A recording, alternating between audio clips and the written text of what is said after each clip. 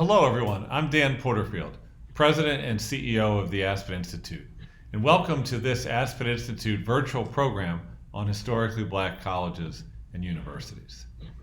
This program is part of our In Focus series on equity and education, a pivotal topic right now for America and the world as we navigate the COVID-19 crisis and so many other very complex societal challenges. For more than 180 years, historically black colleges and universities have played an essential role in American education and the lives of talented students in the black community.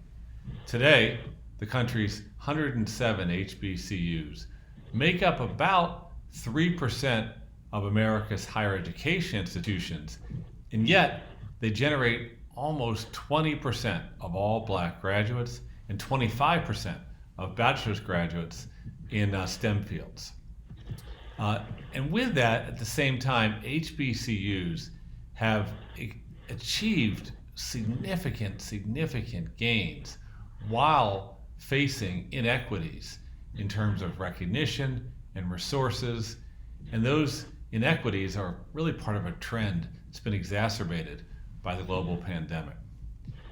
We will explore the role and the leadership of HBCUs in this program and address important questions about the promise of HBCUs for the world we live in today and tomorrow, the unique impact these institutions can have on the pandemic and on our ability of our communities to address injustice, to promote economic opportunity equitably, to ensure that all students are able to pursue the greatness within them educationally. And we'll think about how the institutions are responding right now in real time and what we as a society can do to invest in their records of success and their importance for our future. We'll hear from some leading HBCU presidents, as well as from current students and alums, and viewers will get, we hope, a sense of what's at stake and how we as a society can do more to invest in these iconic American institutions in a time of profound societal need, and we hope great promise for our society.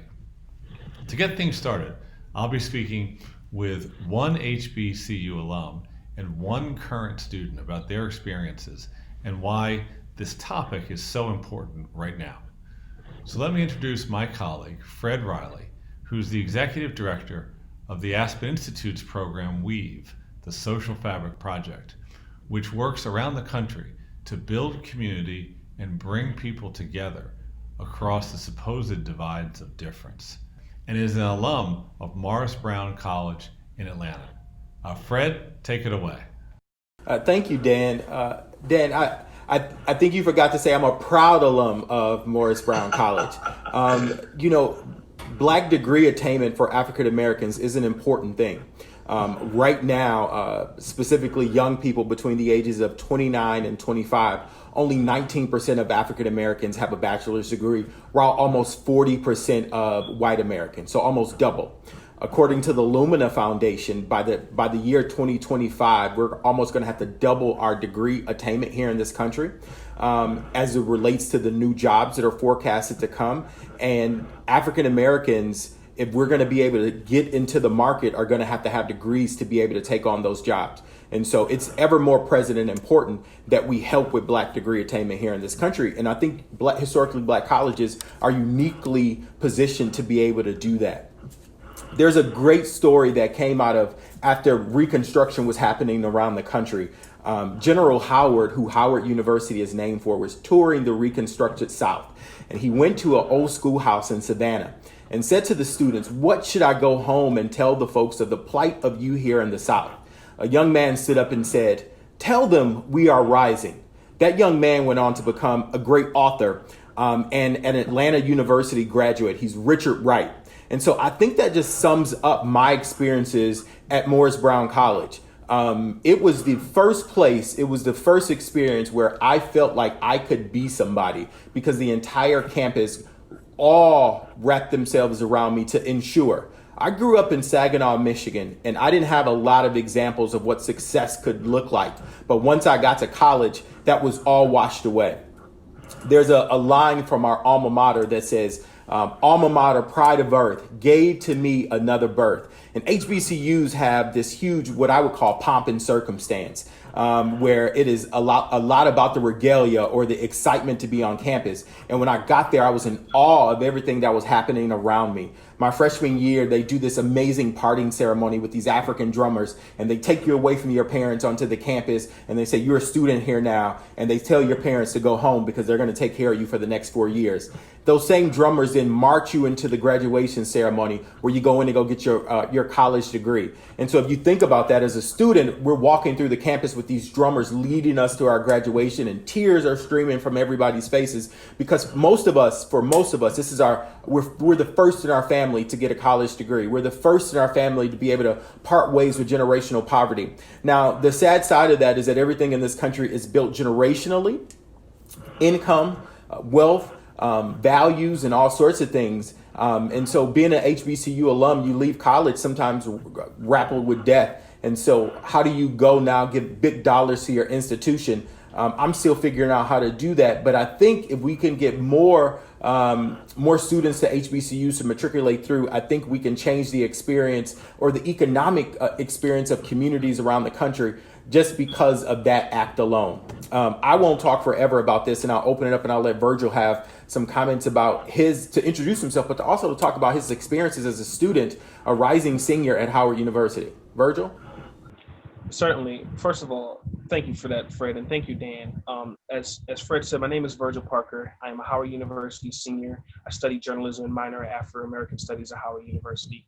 Dan, to you especially, I can't tell you how much I appreciate that Aspen Institute is taking a focus on historically Black colleges, simply because of what they mean to America as a whole. You know, for me, when I think about my reason why I wanted to attend an HBCU, I think of the HBCU graduates who have left their institutions and become role models for people in America. You know, what comes to mind is people like Oprah Winfrey, a graduate of Tennessee State University who became a media mogul. People like Congressman John Lewis, a person who graduated from Fisk University, and he contributed immensely to the civil rights movement in America. I think of Charlotte Ray, the first African-American woman to pass the bar exam in the United States of America, graduate of Howard Law. You think of Vice President Kamala Harris and what she's doing, Chadwick Boseman, Thurgood Marshall. These are very iconic names of people who have gone to these institutions because the HBCUs back in the early 1800s were the only opportunity havens where former slaves, people of color, and descendants of slaves can go and get a quality education unencumbered.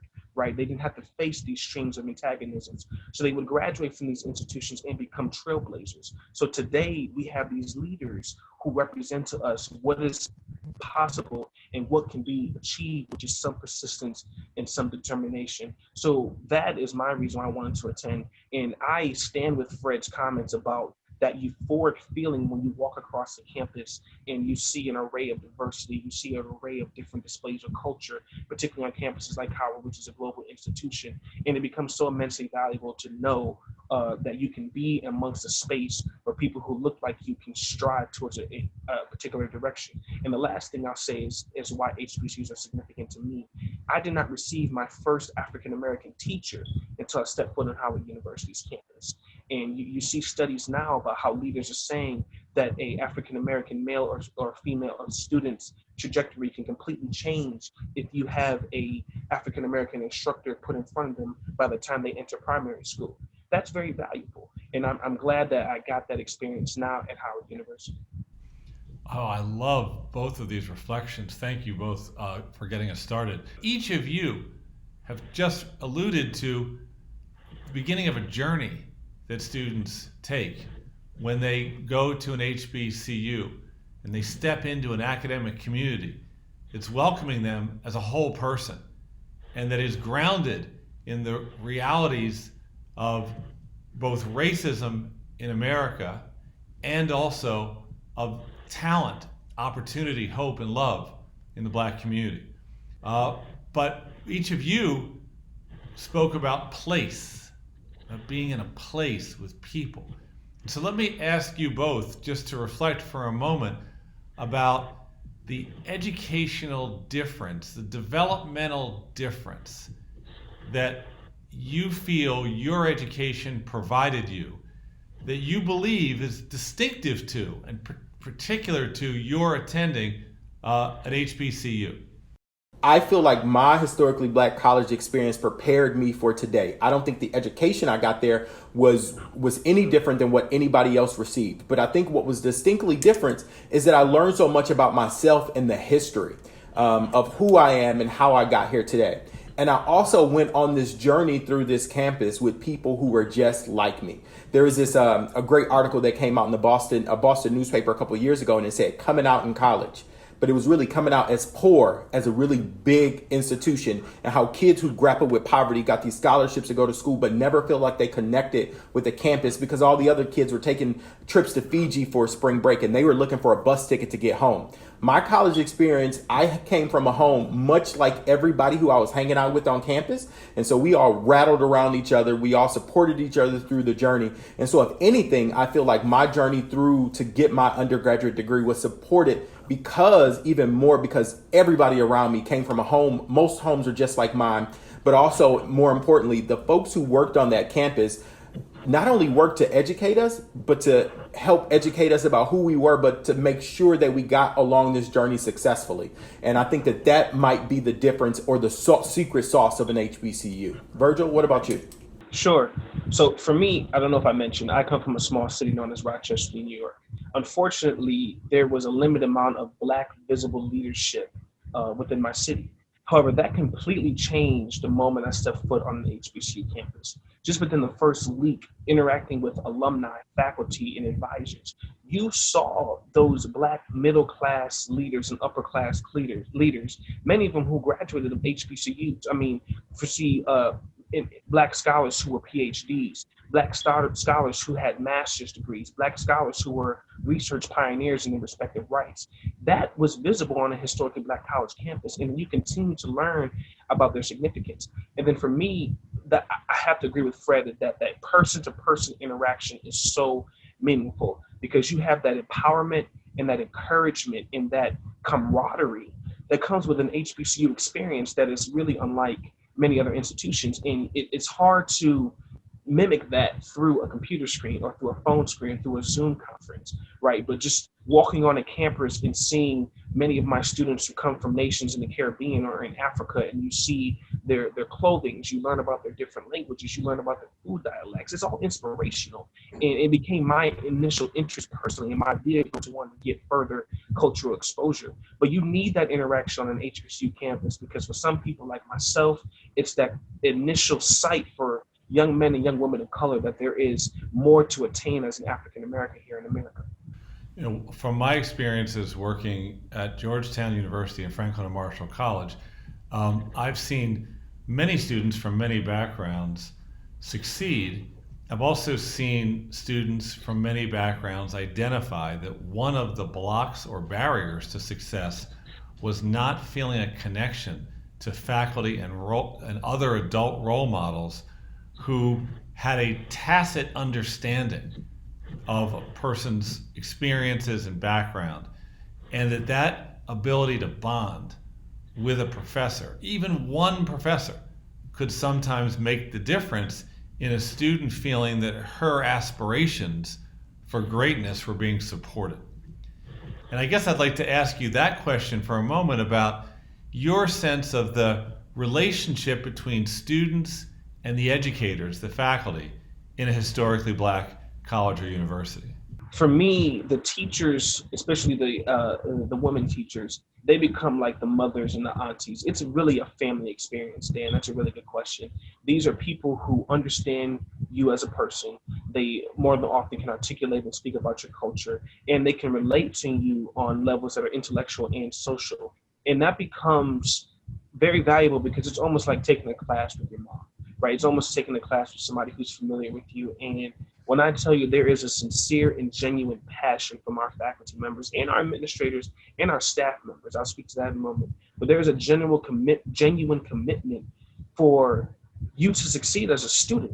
They want you to thrive. They want you to be the best you can be, and they will pour into you and connect with those resources. But I will also speak to the staff members. Some of the greatest people on our campus are our cafeteria workers. You know, people like the Miss Hollises and the people at the Howard students who are me listening will understand. People who really take the time to make your day better just through conversation. People who are, you know, our janitorial services who are cleaning our HBCU classrooms and making sure they're prepared for the next day. You interact with these individuals, and everybody in the HBCU community, even parents, when they interact with students, they encourage you, they support you, and they show love and commitment towards you. But we especially get that poured into us from our faculty. Thank you. Fred? You know, Dan, I'll have to say, you coming from Saginaw, Michigan, and not having a lot of my family not understanding technically what the experience of college was like, is like. It was the professors and the on-campus staff that really helped me to navigate that journey. If there was an issue with financial aid, would walk you through the system to make sure that you got that taken care of. They would also connect you with alum who could help you get summer internships or jobs if you're going to stay on campus during the summer. Those particular folks, some of which I still talk to today. I graduated from undergrad in 2003, and I have professors who are now provosts or vice presidents at other colleges that I still am in communication with. My first job on campus, I worked for the dean of students, and who is now a pastor in Atlanta, and who I talk to at least once or twice a month. The experiences of going to a HBCU, you become a family. It's cemented in. You see them each and every year when you go on campus for homecomings and other activities. They will support you like a family. They're going to chastise you like a family and guide you like a family as well. And those are the experiences that have brought me along on this journey. Thank you. So, you know, as I listen to these remarks, I can sort of think about how HBCUs benefit the individual student. They benefit the family and the subsequent generations of that student. They benefit the Black community as a whole, and they benefit the larger society for many reasons, including some of these extraordinary leaders that have emerged to be American leaders for all, and also African American or Black leaders within the Black community, this doubleness of leadership that's so powerful. And so let me ask you to now just think a little bit with me about the benefits of our societal investment in HBCUs, which historically have been underfunded, underseen, and undervalued by the larger society, not by the Black community, but by the larger society.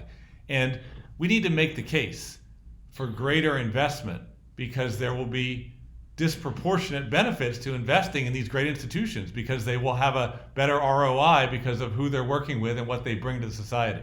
Certainly, one of the greatest economic challenges we face is the inequity of accumulated wealth between the white and non-white communities in America. And in particular, the African American community has been held back from developing generational wealth from a number of policies. One thing for sure is that if we can invest in education, we can begin to close that gap. Just to chime in there, Dan, to your point, I mean, I wanted to paraphrase the perspective of the Bloomberg Foundation, who recently made that $100 million grant to the 4 historically Black college medical schools. Their whole purpose was saying Black doctors matter, right? When you think of how HBCUs collectively graduate the most African Americans that go on to complete PhDs and to complete medical schools, when you think that more than half of the Black dentists in this country graduated from Howard University, there is value in Black perspective and thought in these professionals who are going out and being anchors to these communities. They're graduating these historically Black colleges and universities. And, you know, they are also anchors to just researchers. Even if you are not alum, there are very prominent faculty members who've been a part of HBCU communities.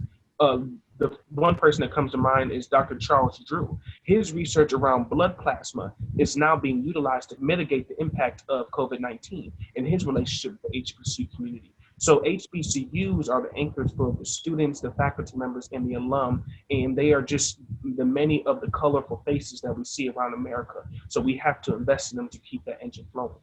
Well, I think that's such a great point. And if you think of all of the great challenges that a society faces, whether in public health, in economic inequality, in political polarization, and more, all of them require more voices at the table, more talent. If we don't draw talent from every community, we won't have the perspectives of every community in the framing and solving of problems. So you mentioned COVID-19, and that has presented really harsh challenges to all colleges and universities. It's also been an opportunity for all colleges and universities to serve. On the one hand, it's the worst of times, but if your goal is to serve, it's also a call to step forward. And have you seen HBCUs hearing that call right now? And are there any particular challenges that the HBCU sector is facing that it's important that we talk about and try to help address? I think HBCUs have always answered the call in large issues that this country is facing. But more importantly, the United Negro College Fund released a report last year that even talks about the benefits of having an HBCU in a community and what it means for the job market and the number of people they employ and so forth, right? When I begin to think about like how COVID is affecting HBCUs, we've heard recently about these huge gifts from Mackenzie Bezos or Michael Bloomberg and the investing in HBCUs, but you don't hear about those investments often enough. And so COVID-19 is exposing kind of like the inequities of our society or the inequalities that's faced. But I would also add that there's inequalities in how HBCUs are resourced or funded. I know that all the alumni who I've graduated with would love to give $1 million gift to their institution every year. But because of systemic racism and because of being left out of the financial markets, it's almost impossible. And so COVID-19 has exposed that, but it gives this unique opportunity for folks to say, because there's this issue at HBCUs, we're going to grapple down and invest in them even harder because we know what this means for society as a whole. That's a great point. I love the way Michael Lomax, who leads the United Negro College Fund, has been making that case with such commitment and passion. And also how, as you and Virgil both mentioned, individual donors are stepping up to set an example for each other. So let me close with one more question for Fred. Could I ask you to reflect for a moment about how your college education contributes to your passion today to bring people together as the leader of this incredibly important project called WEAVE at the Aspen Institute, to help to bridge differences, to create social progress, to reinforce the pillars of a working society. And how did that come in part out of your college education? Yeah, Dan, I'll have to say, I attended Morris Brown College in Atlanta, Georgia. And Morris Brown College, over the years, has lost its accreditation because of some funding issues, but they are still open and educating kids. But when I think about the founding of Morris Brown College is the only college in the state of Georgia founded by freed slaves. And so one day in the basement of Big Bethel AME Church, somebody read a letter and it said, "You're welcome to fund a room at Clark College." And the person stood up and says, "If we can fund a room at Clark College, we can build our own school." And so in 1881, Morris Brown College was born from those words. And it was from the opportunity of freed slaves, former slaves, educating their offspring. And so throughout the years of Morris Brown kind of being in existence, that's all that happened on the campus, was really a haven for hungry souls and folks feeding them. And I would be remiss to think that I'm here today just because I'm handsome or people think I'm smart, right? I'm here because of the support I got on campus, because folks really cared about me. And the one thing that they told us in this little holding room before we graduated from college, before we walked into the ceremony, is to reach back and pull somebody else along the journey, because we didn't get here by coming ourselves. And so that has stuck with me each and every day. And so I have this great responsibility of leading WEAVE, but also the excitement of knowing that I'm not just reaching back and pulling one person, but in some regard, I'm helping to pull entire communities along this journey because of the training and the support and then pulling along I got at Morris Brown College. Fred Riley, Virgil Parker, both of you rising leaders still early in your careers, transforming society, drawing upon extraordinary HBCU education and challenging all to make sure that not only our HBCUs, but our country is a haven for hungry souls. Thank you both so much for all you do to help create a free, just, equitable, and anti-racist America. Thank you. Thank you, sir.